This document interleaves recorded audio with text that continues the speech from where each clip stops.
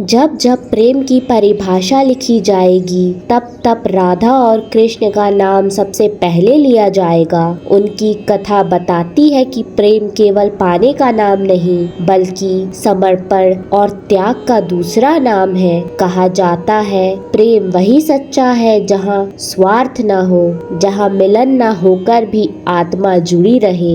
यही प्रेम था राधा और कृष्ण का, जिसने संसार को सिखाया कि विरह भी भक्ति बन सकती है। राधा का जन्म और कृष्ण से प्रथम मिलन बरसाने की धरती जहाँ हर हवा में भक्ति का कपन था। वृषभानु जी और माता कीर्ति के घर में वर्षों बाद संतान प्राप्ति हुई। एक दिन भद्रपद मास की शुक्ल अष्टमी को कीर्ति माता के गर्भ से एक अद्भुत बालिका का जन्म हुआ। बालिका अत्यंत सुंदर थी। उसकी त्वचा चांदनी जैसी, नेत्र पटल बंद, होठों पर हल्की मुस्कान। किंतु जब माता पिता ने देखा तो हृदय में एक चिंता समा गई। बालिका की आंखें बंद थीं। गांव में चर्चा फैल गई, अरे वृषभानु की बेटी जन्म से ही नेत्रहीन है। लोग बातें बनाने लगे, पर माता कीर्ति ने कहा यह साधारण बालिका नहीं, स्वयं ईश्वर की कृपा है। नेत्रहीन राधा और वृषभानु का दुख। वृषभानु जी अपनी पुत्री से बहुत प्रेम करते थे। वे सोचते कितनी सुंदर बेटी, किंतु संसार का प्रकाश नहीं देख सकती, क्या इसका जीवन अंधकार में बीतेगा। लेकिन उन्हें यह ज्ञात नहीं था कि यह अंधकार नहीं बल्कि ईश्वर की योजना थी। राधा को आंखें खोलनी ही थी, परंतु केवल उसी के लिए जिसने उनका संपूर्ण जीवन, संपूर्ण प्रेम बनना था, श्री कृष्ण। श्री कृष्ण का आगमन और वह दिव्य क्षण। कुछ महीने बाद नंदलाल अपनी गोद में छोटे से नटखट कृष्ण को लेकर वृषभानु जी के घर आए। कृष्ण की मुस्कान, उनके अंधरों की लाली और आंखों की चमक देखकर हर कोई मोहित हो जाता। नंद बाबा ने हंसते हुए कहा, भाई वृषभानु, अपनी लाली को हमारे कान्हा के दर्शन तो कराओ। कीर्ति माता ने राधा को गोदी में लिया और धीरे धीरे कृष्ण के पास लाई। छोटे कृष्ण ने अपनी नन्ही हथेलियों से राधा के गाल को छुआ और उसी क्षण राधा की बंद पलकों ने धीरे धीरे खुलकर पहली बार संसार को देखा। लेकिन उनके नेत्रों ने सबसे पहले किसे देखा? स्वयं श्री कृष्ण को। उस पल ब्रह्मांड ठहर सा गया। दोनों की दृष्टियां मिली और ऐसा लगा मानो जन्मों की दूरी मिट गई। राधा ने सोचा, मैंने जीवन पाया ही इसीलिए कि इनको देख सकूं। कृष्ण की आंखों में भी चमक थी, मानो कह रहे हो, अब मेरी लीला पूर्ण हुई। मेरी राधा ने मुझे पहचान लिया। बचपन का मिलन और पहला प्रेम। समय बीतने लगा। राधा बरसाने में बड़ी होने लगी और कृष्ण नंदगांव में। दोनों के गांव पास पास थे। जब भी ग्वाल बालों के संग कृष्ण खेलते हुए वृंदावन की ओर आते तो राधा का मन बेचैन हो उठता। राधा अक्सर सोचती, ये काले काले घुंघराले वालों वाला श्याम कौन है? क्यों इसकी बांसुरी की तान सुनते ही मेरा हृदय कांप उठता है? क्यों इसकी मुस्कान से मेरी सांसें थम जाती हैं? और कृष्ण, वे जब जब बांसुरी बजाते उनकी आंखें राधा को खोजती। गोपियों की भीड़ होती, परंतु उनका मन केवल एक ही के लिए धड़कता, राधा। राधा की भावनाएं, राधा का हृदय प्रेम की मधुर लहरों से भर गया था। कहीं वे अकेले बैठकर मन में कहती, हे श्याम, तुम्हारे बिना मेरी सांस भी अधूरी लगती है। तुमसे पहले मेरी आंखें बंद थीं और तुमसे पहले मेरे जीवन भी अधूरा था। तुम ही मेरे नेत्र हो, तुम ही मेरे प्राण। कृष्ण की नटखटता और राधा की लज्जा।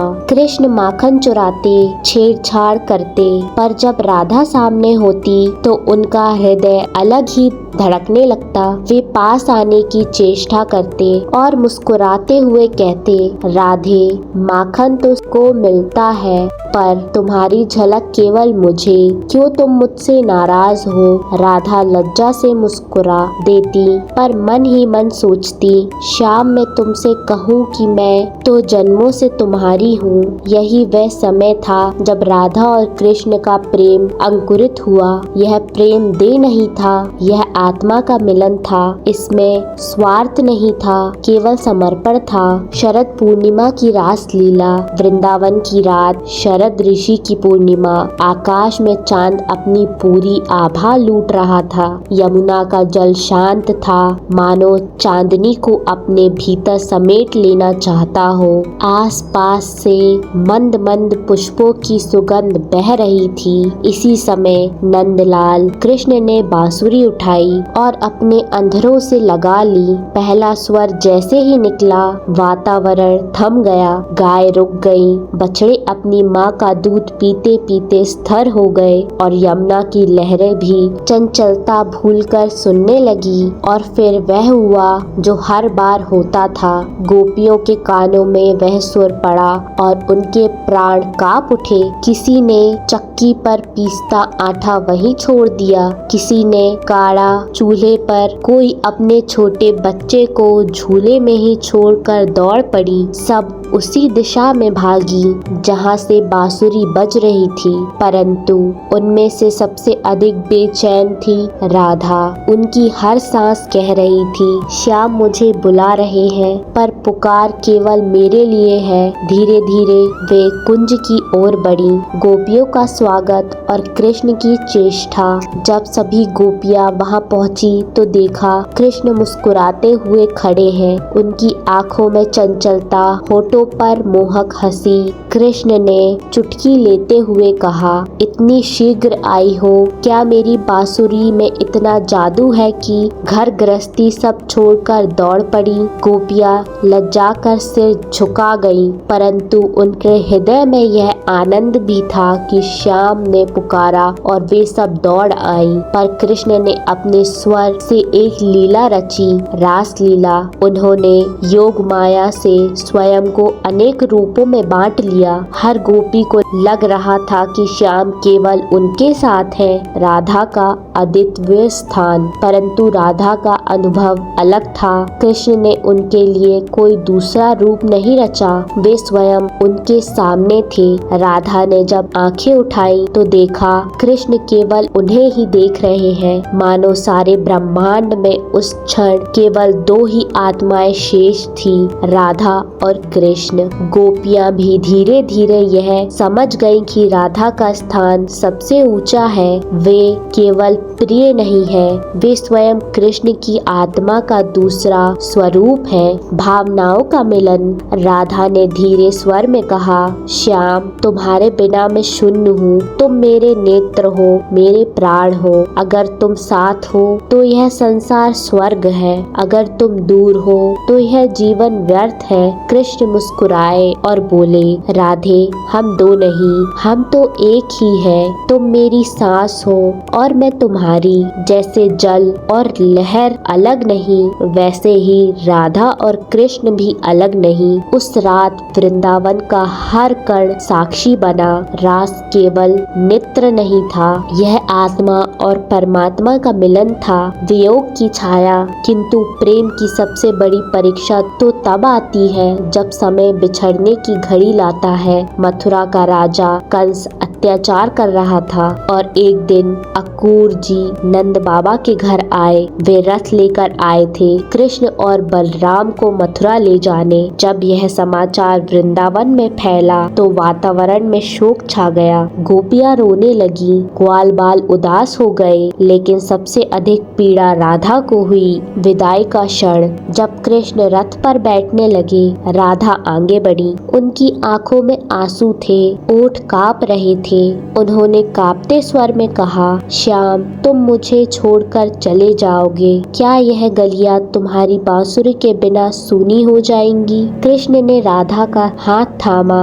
उनकी आंखों में भी नमी थी, पर होठों पर हल्की मुस्कान। उन्होंने कहा, राधे मैं दूर जा रहा हूँ, पर हमारा प्रेम कभी दूर नहीं होगा। तुम्हारे हृदय में मैं हमेशा रहूंगा। यह शरीर दूर हो सकता है, पर आत्मा नहीं। रथ चल पड़ा। गोपियाँ पीछे दौड़ी, रोती रही। राधा वहीं खड़ी रह गई जब तक कि रथ दृष्टि से ओझल न हो गया और उसी क्षण उनका हृदय टूट गया। विरह की अग्नि उस दिन से वृंदावन बदल गया। गोपियाँ यमुना किनारे बैठकर रोती और गाती, श्याम लौट आओ। लेकिन राधा, उनका जीवन एक तपस्या बन गया। वे कम खाती पर कृष्ण का नाम हर क्षण जपती। कभी वे पेड़ के नीचे बैठ जाती और आंखें बंद कर कहती, श्याम तुम मुझसे दूर हो पर मेरे मन में बसे हो। तुम्हारे बिना यह संसार एक सूना जंगल है। उनका शरीर कमजोर हो रहा था पर उनका प्रेम और गहरा होता जा रहा था। विरह की अग्नि ने राधा को सांध्वी बना दिया। कृष्ण का द्वारका जीवन। मथुरा में कंस का वध करने के बाद कृष्ण ने बहुत वर्ष वहाँ राजकाज संभाला, लेकिन शिशुपाल, जरासंध जैसे असुर राजाओं के आक्रमण बढ़ते ही रहे। अंततः कृष्ण ने यदुवंशियों को सुरक्षित रखने के लिए समुद्र किनारे द्वारका नगरी बनाई। वहाँ वे एक राजा, एक रक्षक और एक राजनयिक के रूप में प्रकट हुए। कृष्ण के जीवन में रुक्मणी, सत्यभामा और अन्य रानियां आईं, पर उनके हृदय की गहराई में राधा का स्थान कोई नहीं ले सका। राधा वृंदावन में, दूसरी ओर राधा ने संसार से किनारा कर लिया। वे अब साधारण गोपियां नहीं थी बल्कि विरह की देवी बन चुकी थी। उनके लिए हर क्षण कृष्ण के नाम का जाप बन चुका था। जब सुबह सूरज उगता तो वे कहती, श्याम का ही तेज है। जब यमुना का जल लहराता तो वे फुसफुसाती, श्याम की ही मुस्कान है। जब हवा बहती तो वे महसूस करती, श्याम की ही सांसें हैं। उनका तन वृंदावन में था पर मन सदैव द्वारका में कृष्ण के संग था। प्रेम जो शरीर से परे है। कृष्ण और राधा का यह वियोग हमें बताता है कि प्रेम कभी केवल साथ रहने से सिद्ध नहीं होता। सच्चा प्रेम तो तब सिद्ध होता है जब दूरी होने पर भी आत्माएं एक दूसरे में ही जीती है। कृष्ण भले ही द्वारका में राज सिंहासन पर बैठे हो, पर जब भी वे रात्रि में बांसुरी उठाते उनकी आंखों में आंसू बहते, क्योंकि हर धुन के पीछे राधा की स्मृति छिपी थी। रुक्मणी और सत्यभामा का प्रश्न। कई बार रुक्मणी और सत्यभामा ने कृष्ण से पूछा, प्राणनाथ, आपके इतने महल और रानियां हैं, फिर भी जब तब आपकी आंखें भीग जाती है, क्यों? कृष्ण मुस्कुरा कर कहते, तुम सब मेरे साथ हो, मेरे जीवन का हिस्सा हो, पर मेरा हृदय वह तो वृंदावन की उस गोपी के पास है जिसने मेरे बिना अपनी आंखें तक नहीं खोली थी। राधा का अंतर्मन, राधा का हृदय भी जानता था कि कृष्ण अब राजसी जीवन जी रहे हैं, पर उन्होंने कभी शिकायत नहीं की। वे कहती, श्याम ने धर्म निभाना चुना और मैंने प्रेम निभाना। उनका कर्तव्य है संसार को संभालना और मेरा धर्म है उनके हृदय में संजोना। आत्मिक मिलन। कहते हैं एक बार द्वारका में जब महल के भीतर गंधर्वों का गान चल रहा था, तब कृष्ण को अचानक राधा की याद आ गई। उन्होंने वीणा की धुन रोककर बांसुरी उठाई। उस क्षण वृंदावन में राधा ने भी वही सुर सुना। राधा की आंखें बंद हो गई और उनकी आत्मा कृष्ण में विलीन हो गई। यह सिद्ध हुआ कि उनका मिलन शरीर से नहीं, आत्मा से था। प्रेम का अमर रहस्य। राधा और कृष्ण का प्रेम हमें यह सिखाता है कि प्रेम केवल पाने का नाम नहीं है। प्रेम का वास्तविक रूप है समर्पण, भले ही वियोग में क्यों न रहना पड़े। और यही कारण है कि आज भी जब कोई राधे श्याम कहता है तो दोनों का नाम साथ लिया जाता है। कृष्ण ने बांसुरी बजाई और वृंदावन की गलियां गूंज उठी। राधा मुस्कुराई, लेकिन किसे पता था कि यह मुस्कान आगे चलकर आंसुओं में बदल जाएगी। यह है प्रेम और विरह की सबसे अद्भुत कथा।